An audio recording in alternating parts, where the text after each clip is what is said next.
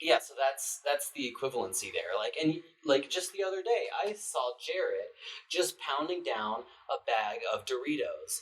Please get help, Jared, when you listen to this podcast. Jared is our other host. He is just currently not here right now. Yeah, he's the one who I ran out of the room to go ask about the title. Yes. So, so curly fries are like the Doritos of the fry world, right? Because, you don't see that kind of same behavior with, Lay's potato chips.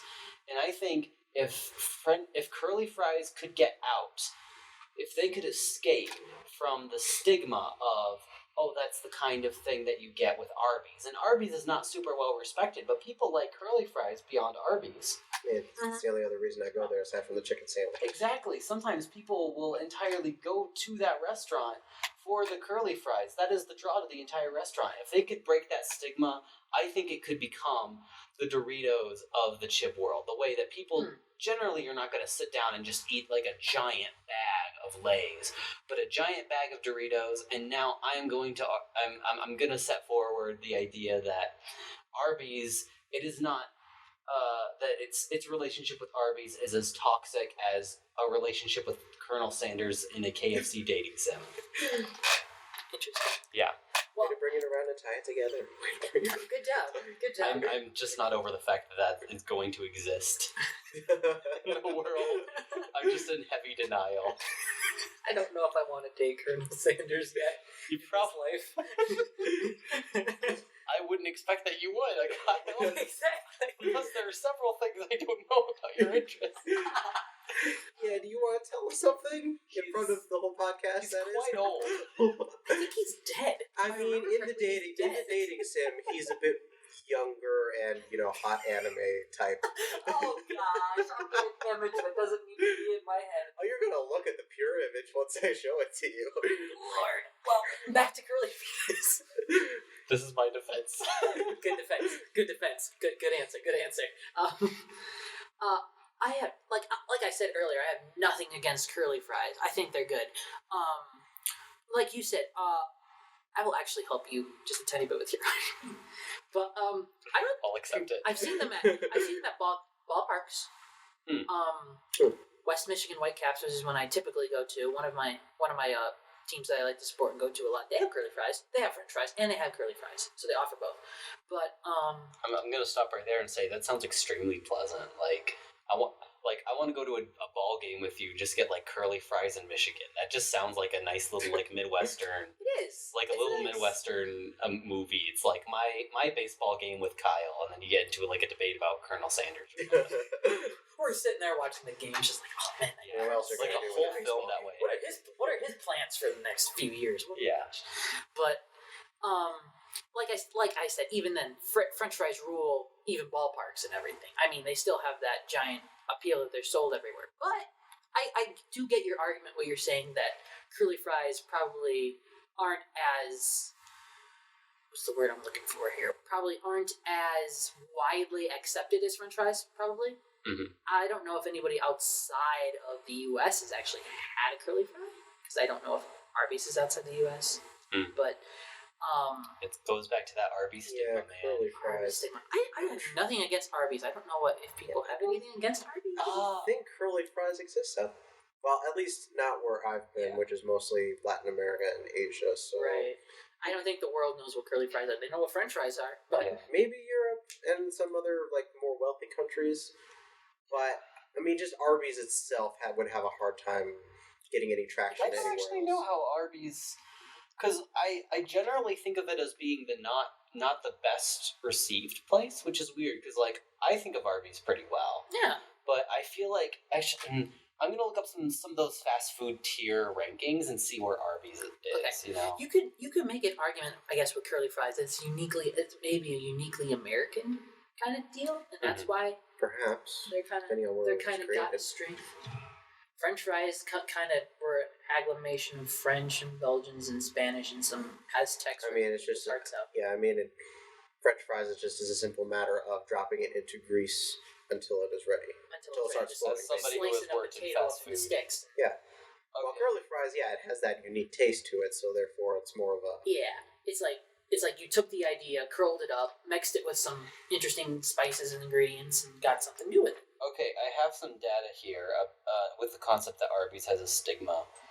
So in terms of how much money each of the chains make, and this is just a money ranking. This isn't necessarily a quality ranking, but so you have like McDonald's at the top, right below that Starbucks, right below that Subway. Yeah, Subway. which is interesting because I've seen Subway put at the bottom of fast food ranking lists before. They've been at the bottom for a while. Arby's is in the bottom 5. Ours is in the bottom. At least of economic earnings. Economic earnings. Okay. People do go to Subway a lot though. I do. I like their sandwiches occasionally, but Yeah, I don't like them all the time. I prefer Jimmy John's over, but that's a debate for a whole other day. Jimmy John's versus Subway. I guess it's because maybe Subway, when people go to Subway, they think they're eating healthier because they get to choose all the vegetables and stuff. That's true. Which, I mean, technically it is healthier, but at the same time, they're still eating meat and then all the bread with it. So yeah. This has become a deeper conversation about food and fast food. Is Arby's even on some of these lists? Curly Fries is this place. Yeah, it's always getting put at the bottom, but the bottom is still with Burger King and Sonic and KFC. I swear there's been another restaurant where I've been able to get curly fries besides Arby's. I just couldn't name it to you. Yeah. So it does look like, and the only other place I've gotten curly fries is the DC. Yeah, the DC. Yeah. That's the dining commons for people outside of college. I serve curly fries more often than they're good. They are good. Yeah. This ranking put Arby's in the okay tier, but it also put McDonald's and Taco Bell and Papa John's at the very bottom, and it put Papa John's twice. So I don't trust this ranking. But yeah, most of these rankings, it's putting it low. But I don't know if people would avoid Arby's. So I suppose that kind of hits. I mean, they're still doing pretty well. Yeah. Yeah, the fact that they're still around is a testament, I guess. In this economy. You see, we've just become an intellectual debate. We just talked about the economy. There we go. Congratulations. It is about the economy, stupid. Curly fries are the economy of Arby's anyway, probably. But, well, I guess I'll still make the argument. I think people know French fries more than curly fries, so there is some appeal there, the knowability.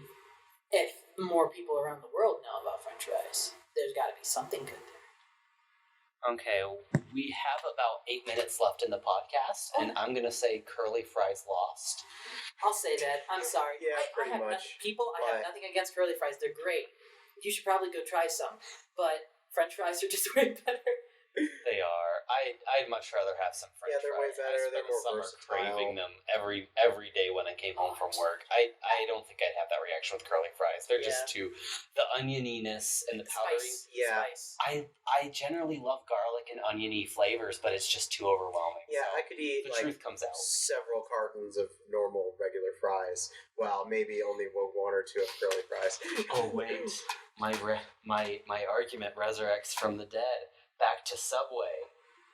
You would be healthier. You would be healthier if you were eating curly fries. Because you can't eat as many, and the topping is more varied. And think about this: a vampire attacks you in the middle of the night, but you just breathe out the curly fry seasoning, and all of a sudden you wake up and you're like, I didn't realize there was a pile of dust in my room. Better sweep this up. No, that wasn't a pile of dust. Are you sure that just wasn't Thanos? Your roommate got dusted. Oh no. Maybe Thanos dusted some vampires too, because Blade's going to be in the Marvel universe. Oh yeah, I forgot about that. So yeah, vampires are canon. So the garlic would kill the vampires, and it's healthier, and you're also saving money because you're not spending any money on the dipping sauces. I mean, technically the dipping sauces don't cost extra. I've never been charged an extra 10 cents for asking for them. Unless you make homemade fries, then it costs. Well, yeah, then you'd have to go out and buy your own ketchup or dipping sauce. But that's what fast food exists for, I suppose. Yeah. But, well... How much time do we have now? Do you guys want to run out the time just talking about stuff? If you guys want to, I'm good. So, I mean, I can talk for however long you want me to talk. 6 minutes or whatever. Yeah, 5 or 6 minutes. So I guess where is your favorite place to get fries? I guess favorite fast food joint or favorite place to get fries from? I like the thin and crispy. So Yeah. I generally go for McDonald's, but I might be saying that because all summer I worked at a place at this nice little restaurant, or not restaurant, it was like a restaurant gift shop thing. Yeah. But you would every day on my way home or my way to work, I would cross a McDonald's. And the things I always wanted were McFlurries and the French fries and maybe the McNuggets. And one day I sat down and I ordered all three of those things. And the only one that I thought was really worth the money were the French fries. But I haven't had a Chick-fil-A near my house in years. Right. So that affects things. For their waffle fries. They're good. Although I haven't actually had one of their waffle fries. I do need to do that someday to try those. Oh, you haven't had them? I haven't been to a Chick-fil-A in a really long time. I know there's not a lot of Chick-fil-A's around here. That's the truth. And like, whenever me and my family are around a Chick-fil-A, it is Sunday. Like every time we want to go to Chick-fil-A, it is a Sunday. That is tragic. That is a tragedy, Ira. But yeah, I like I kind of said earlier, I'm particular to like Wendy's fries. I really like their fries. I mean, McDonald's is usually sometimes my only option. Yeah. But Wendy's is good. I like Burger King's. Burger King's are pretty good. I'm not the biggest fan of Burger King's, but I mean, I'll eat them. Right. What's your favorite then? McDonald's out of the mainline fast food restaurants, although my favorite place to get fries in general would be Steak and Shake. Like, they're tiny, but they are really good. They are good. Oh my gosh, I love Steak and Shake's fries. I forgot about those. So now I have one other smaller, and this wouldn't be in, the air quotes debate format, but thicker fries or thin fries? Because I know there's some people who would prefer sort of, because sometimes you get those like really thick cut fries. Yeah, like steak fries, fries. Yeah, steak fries are like the McDonald's fries. I like the. Oh, go ahead. I was just say I like the thin crispiness of a McDonald's fry. I don't have any proper support. It's just good. Right. I'm partial to both. I mean, I like the thin ones. Thin ones are good when they're good and crispy and crunchy. I like those. I can't go wrong with one of those big, thick fries. I like those too. Lots of potato stuffing in those. I like those. It depends on whether or not the thick fries were cooked well. Right. Like sometimes if they're a little under or overcooked, then it might taste not that good. But that's true. I mean, I do enjoy both. Yes. Very good. We have like 2 more minutes, gentlemen. Well, I think at least this time we had a winner in the debate. Basic winner. Pretty clear winner. I think we're gonna have the ghost of Jar Jar haunting us for a little while, but he's just gonna show up at one of our bedsides eating curly fries, going, "You're so fools!" That'd be terrifying. That'd be a great nightmare, right? You just wake up screaming, and somebody's like, "What happened?" I'm like, Jar Jar, he was eating curly fries. He knows I prefer French fries, and he's angry. Jar Jar is just our demon that we sleep paralysis. Coming soon this Halloween. Jar Jar, terror of the fry. But like the whole sleep paralysis, how you'll see an old woman or something, or like a dark shadowy figure at your bed. Picture that as Jar Jar. Oh boy. Well, good debate, gentlemen. Yeah, for despite how weak your side was. You went in with your research. You had your points. I had a little bit of research and points, but I don't know whether or not I had a weaker argument or weaker material. Probably weaker material. Your argument was really good. So just the nature of curly fries, I guess. Just as it being more of a subsect of overall fries, instead of being like a separate entity of its own to argue against. Yeah, but I would say, Kyle, I think you did more research. You put in the work, and that's let's shake on it. Thank you very French much. fries are the winner. Ladies and gentlemen, come back next week and listen to us, and hopefully Jared will be able to. I'm going to have to bleep out his last name. I keep saying last name. Why do you keep saying last names? I don't know, but it's going to sound like we're cursing to anybody who's just jumping in. But Jared. Jared. We're not cursing you out, Jared. Okay. All right. Well, hopefully he will be here to join us and we'll have another great debate. For another podcast. Woo. Good night, ladies and gentlemen. Bye.